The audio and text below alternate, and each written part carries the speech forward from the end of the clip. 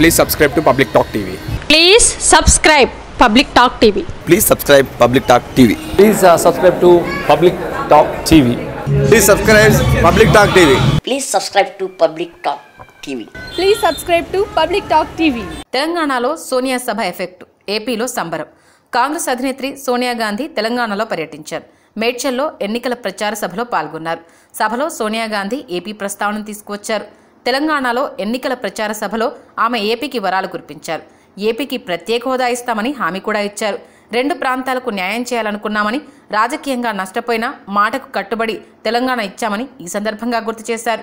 ఏపీకి కూడా న్యాయం చేయాలనే చట్టంలో హోదాను చేర్చామని, ఏపీకి ఇచ్చిన హోదాతో సహా అన్ని హామీల అమలుకు కట్టుబడి ఉన్నామని సోనియా చెప్పారు.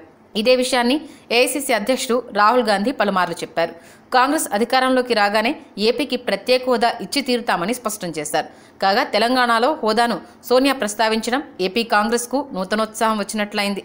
ఏపీ ప్రత్యేక హోదా ఇచ్చే ఏ పార్టీతోనైనా కలిసి పనిచేయడానికి సిద్ధమని సీఎం చంద్రబాబు ప్రకటిస్తున్నారు. ఇటీవల సేవ్ ఇండియా, సేవ్ డెమోక్రసీ నినాదంతో ఆయన రాహుల్ గాంధీని కలిశారు. తెలంగాణ ఎన్నికల్లో కాంగ్రెస్, టీడీపీ, టీజేఎస్, సిపిఐలు కలిసి మహాకూటమిగా ఏర్పడ్డాయి. ఈ కూటమిలో టీడీపీ కీలకంగా ఉంది.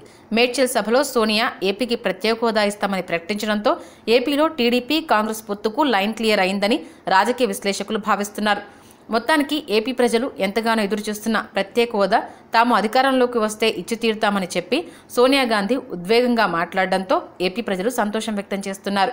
ఏపీలోని కాంగ్రెస్ శ్రేణుల్లో కూడా నూతనోత్తేజం నెలకొంది. Tell me that you love me, even if it's fake, 'cause I don't fucking care.